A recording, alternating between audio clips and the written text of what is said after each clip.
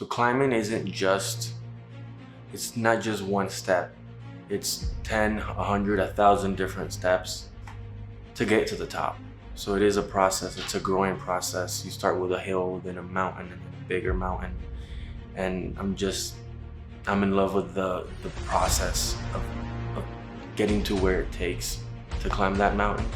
So there is no typical training day. It depends more on where you are in your journey. There might be a day you want to work on stretching your ligaments. You're at the gym, you're lifting weights. There's another day where you want some cold exposure. So, you're doing a long hike in the winter. You want to be exposed to elevation. You want to train your lungs. You're doing high elevation hikes.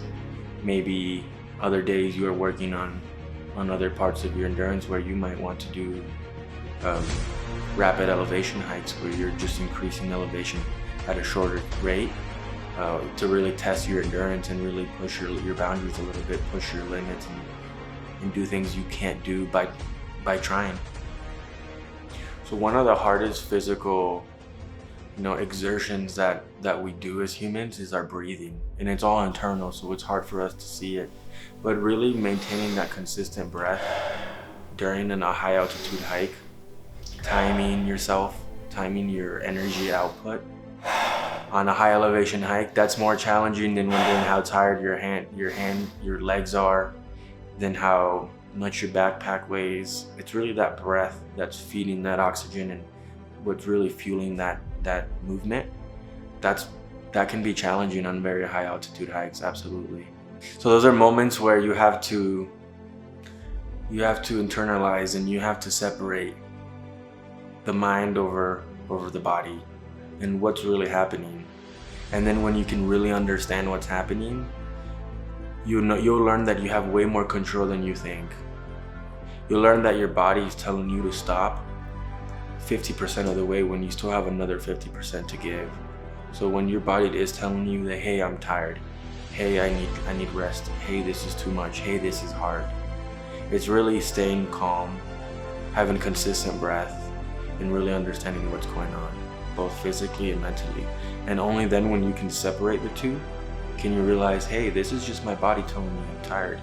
I actually have a lot more left in me. So there's always risk, and you can minimize, but you can never eliminate. Self-awareness, a plan, the right gear, you can never go wrong with that.